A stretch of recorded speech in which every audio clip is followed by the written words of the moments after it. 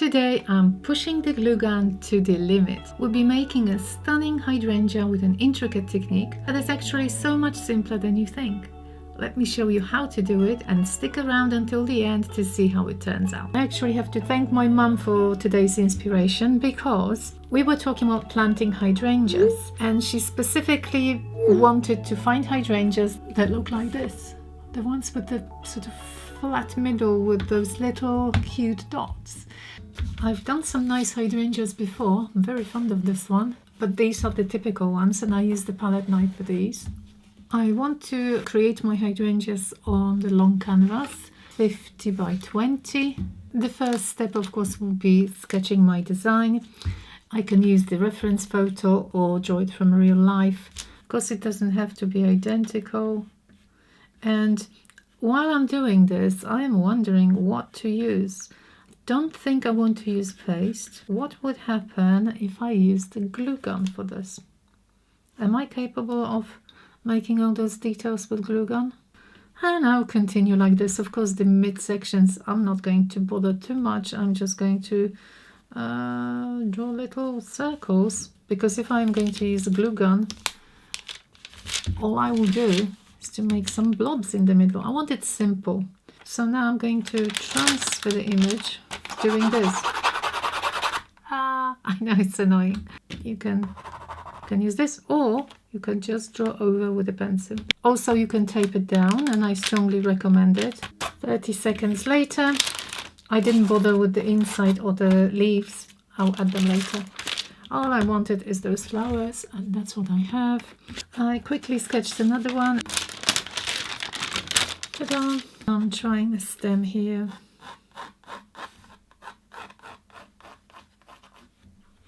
Something growing here as well. Okay, yeah, I'm excited. I'm going to use the glue gun and I haven't used it for ages. As usual, when I have a long break, I like testing it on the silicone mat. Oh, there's no glue stick actually.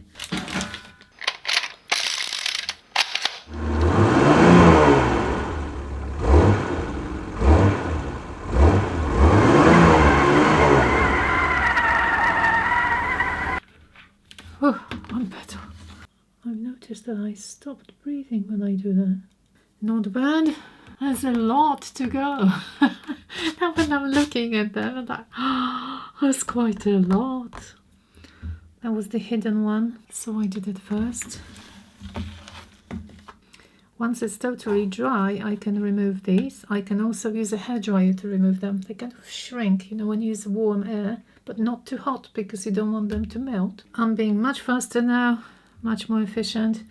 Now I'm making the center of the flower. Just like this, round, around, around, like a little bead.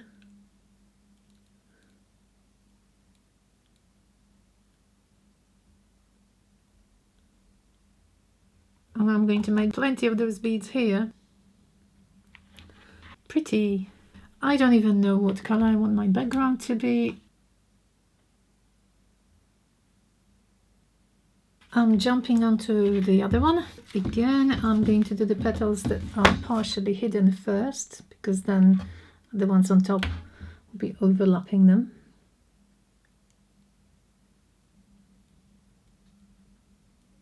Well,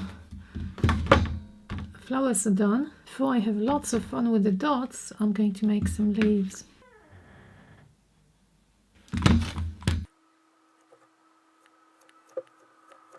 Kind of back and forth a little bit. Of course, if you don't like it this way, just make a straight line. Well, I've done a few leaves. That's a huge leaf. The bigger, the easier, of course. One of my lovely subscribers messaged me once that if I put them in the freezer, that should stop them from making those hairy bits. I haven't tried it yet, because personally I kind of like pulling them. It's sort of therapeutic. Please let me know if you tried it. Look how easy we can do the partitions on the leaf. Now the little balls. Oh, this is going to be fun. Some bigger, some smaller. Really random. Oh, this is fun. I'm going to put some music on. I'm going to enjoy myself. Notice that I'm doing this, removing the little thread that is attached to the end of the nozzle. That reminds me of the episode when I made little dots on the mat, on the silicone mat, and I created some interesting flowers, first time ever. So yes, I could make them here like this, and I can then transfer it and stick it onto here. If you are worried, you know, that you're going to make a mistake, but look how cute. So I started on the second one. I also am making a selection of little ones, just in case I want to put them in between, because you can't put them too close to each other because they start melting. I'm going to take this. I'm using all-purpose, and I am going to stick it down. Ta-da! And the gap is filled. Time to do the background, and I would really like to hear your opinion. What colors would you choose for the background? I'm trying to hear your thoughts, because if I'm left to my own devices, you know what will happen. I'm just going to pick some blues, or maybe purples. Not going to be many colors, so how about these four? Prussian blue, cobalt blue, violet, and brilliant blue. However, the background like this would look pretty loud. Let's just say that. I did have some leftover grey from my last lady painting. If you haven't watched it, please do. I'm so proud of the background and of the lady, so it was really fun making it. So this is the leftover paint that I've collected. It's a nice grey with hints of blues, basically. The colors that I showed you, I started intermixing, so I added the grey to my blues, and I've got this. I really like it. And here, the same grey with a little bit of lilac and purple. And now I'm thinking to maybe separate them in half and make lighter, darker version. Now, which color where? It's going to be funny now covering all that.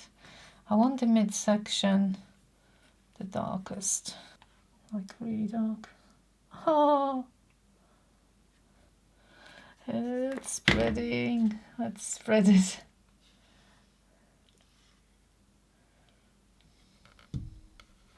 And this one.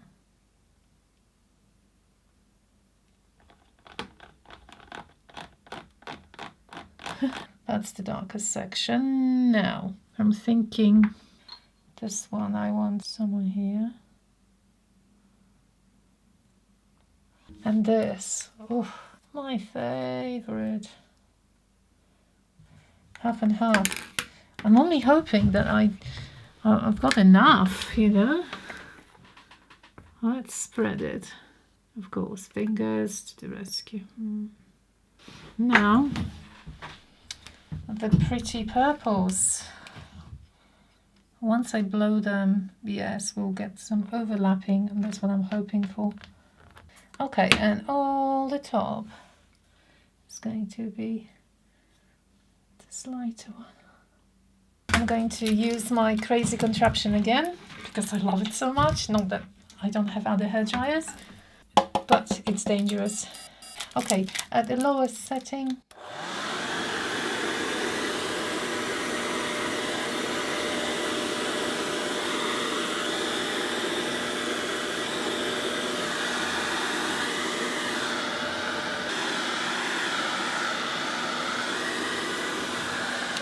Oh my goodness. I love these colors. I absolutely love these colors. I'm so happy. I think I'm going to leave it like this, just cover those bits. Might add a little bit of purple here because I've got some more purple.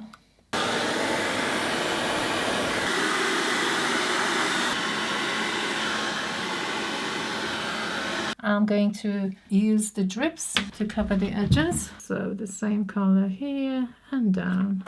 And of course I will collect the drips. There's no way I'm wasting even that. When you use the hairdryer and my pouring mix, which was actually pretty thin, you get your painting dry in less than 20 hours.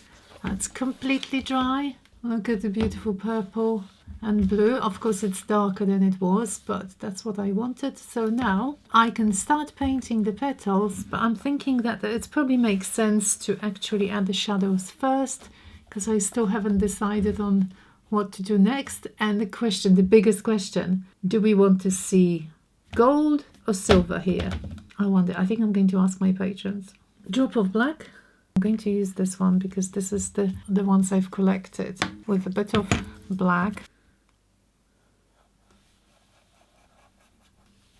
And of course I am going to be wiping the excess off. I don't want that much.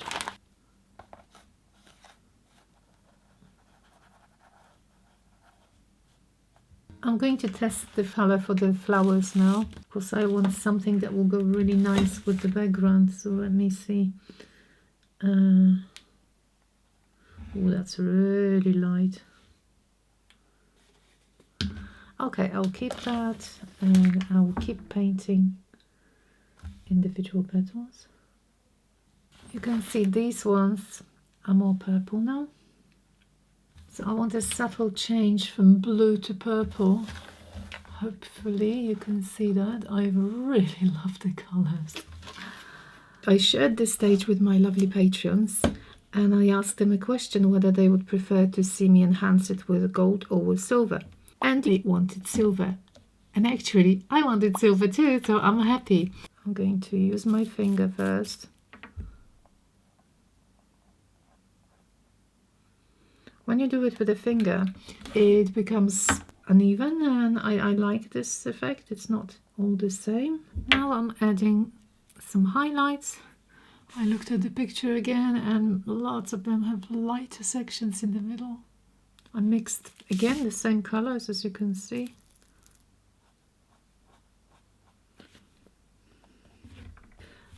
I was looking at the leaves, and honestly I don't want them green. I definitely don't want them green. I think these colors will look awesome on someone's wall.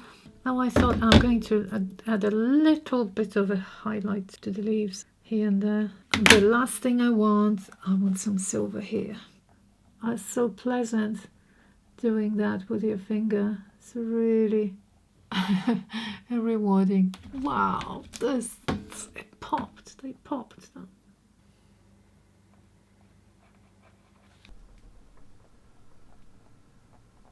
And this is what we have at the moment. It's quite atmospheric, I would say, quite dark and moody, just right up my alley, and I love the silver. Thank you so much to my patrons for voting for silver, and I think it looks fantastic. But I want to do one more thing. I want to add some resin to the petals. It's a very, very small area, so I'm going to use a tiny cup and spoon, perhaps spoon or two of resin. I've got probably just 1 spoon of Mastercast 1:1, so 1 part of resin to 1 part of hardener. I've noticed that there were 2 or 3 very tiny, minute gaps that I'm going to address now. I'm using sticky tack, blue tack, with a bit of Vaseline. I could have used masking tape, but I thought it was going to be easier. Temporarily blocking the gap. You should always be using gloves. And I recommend the respirator if you don't know where your resin comes from. Mine is not volatile, but just want to be on the safe side. Look how slowly it's dripping. I'm almost there, 29. Now I'm going to mix really well. 3-4 minutes, scraping the edges, combining the 2 elements really well. While I'm mixing it, I thought I'm going to add a very, very small amount of bubblegum glow. That's mica powder. But I don't want to change color. I want to add a little glow. That's it. I will be applying the resin very slowly, touching the edges so it adheres nicely. I'll do that, and I'll take you for some close-ups.